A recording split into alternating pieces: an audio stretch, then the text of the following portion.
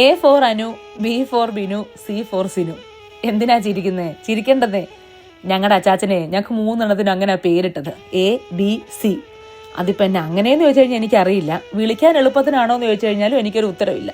പക്ഷെ ആരോടെങ്കിലും ഞങ്ങളുടെ 3 എണ്ണത്തിനും പേര് പറഞ്ഞു കഴിഞ്ഞപ്പോൾ അവരൊന്ന് ചിരിക്കും കേട്ടോ. ABCയോ എന്ന് ചോദിച്ചോണ്ട്. എനിക്ക് 2 അനിയത്തിമാരാണേ. നമ്മളീ അങ്ങോട്ടും ഇങ്ങോട്ടും കൂടെ വഴക്കുണ്ടാക്കുമ്പോഴേ അതാണല്ലോ ആ സമയത്തെ മെയിൻ പരിപാടി. മമ്മി എപ്പോഴും പറയുന്നത് ഞാൻ ഓർക്കുന്നുണ്ടേ, നീയൊക്കെ ഇങ്ങനെ തല്ലും പിടിച്ച് നടന്നോ, വലുതാവുമ്പോൾ ഉണ്ടല്ലോ അങ്ങോട്ടും ഇങ്ങോട്ടൊക്കെ കാണാൻ കൊതിക്കൂന്ന്. ഇപ്പം ഞാൻ ഓർക്കുമ്പോൾ അത് സത്യമാട്ടോ. പക്ഷെ അന്നത് കേൾക്കുമ്പോൾ സത്യം പറഞ്ഞു കഴിഞ്ഞാൽ ദേഷ്യം വരും. ഇതൊക്കെ ഉപദേശമാണല്ലോ. 7 അയലൊക്കെ തടിപ്പിക്കാൻ ഇഷ്ടമില്ലാത്ത പ്രായവും. പിന്നെ എന്തെങ്കിലും കേൾക്കുന്നത് തന്നെ അച്ചാച്ചൻ പറഞ്ഞു കഴിഞ്ഞാൽ മാത്രമാണ്. അത് വേറൊന്നുമല്ല, മെയിനായിട്ടും പേടികൊണ്ടായിരുന്നു. ഞാൻ ഈ 4ാം ക്ലാസ് തൊട്ടൊക്കെ ഹോസ്റ്റലും ബോർഡിങ്ങിലും ഒക്കെ കേട്ടോ നിന്നത്. 4 തൊട്ട് +1 +2 വരെ സിസ്റ്റേഴ്സിൻ്റെ ഒക്കെ ബോർഡിങ്ങിൽ നിന്നും. അത് കഴിഞ്ഞപ്പോഴത്തേനും നേഴ്സിങ്ങിന് പോയപ്പോൾ ഹോസ്റ്റലിൽ, പിന്നെ ജോലിക്കൊക്കെ പോകുമ്പോൾ സ്വാഭാവികമായിട്ടും വീട്ടിൽ നിന്നൊക്കെ മാറിയാണല്ലോ നിൽക്കുന്നത്. പിന്നെ കല്യാണപ്രായമായി കെട്ടിച്ച് വിട്ട് മണിയും തീർന്നു. അന്നൊക്കെ ഇങ്ങനെ മാറി നിന്നാലുവേ ഓർക്കുമ്പോഴൊക്കെ ഓടി വീട്ടിലെത്തുവേ. പോരാത്തന്നെ ഈ ക്രിസ്മസിൻ്റെയും ഈസ്റ്ററിൻ്റെ ഒക്കെ 10 ദിവസത്തേക്ക് അവധിക്കുകയും ഒക്കെ എത്താൻ പറ്റുമായിരുന്നു. പക്ഷെ എനിക്കറിയില്ല, കല്യാണമൊക്കെ കഴിപ്പിച്ച് വിട്ട് കഴിഞ്ഞപ്പോൾ ഉണ്ടല്ലോ ഇങ്ങനെ ഉദ്ദേശിക്കുന്ന പോണക്കൊന്നും നമുക്ക് ഓടിയൊന്നും വീട്ടിലെത്താൻ പറ്റിയിട്ടില്ല.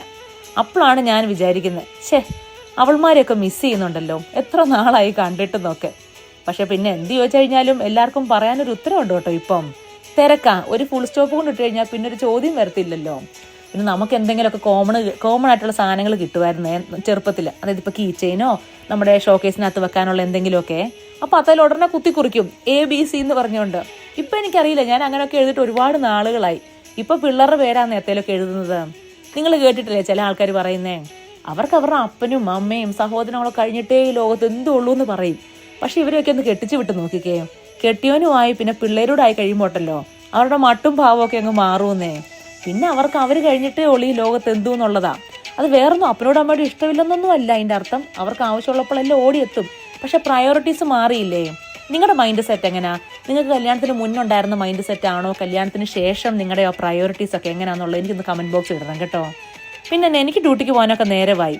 രാത്രിയിൽ യാത്ര പറയുന്നില്ല, ഞാനും ഇറങ്ങിയേക്കുവാ. പോയിട്ട് വരട്ടെ. അടുത്ത വീഡിയോ കാണാം. അപ്പം ശരി.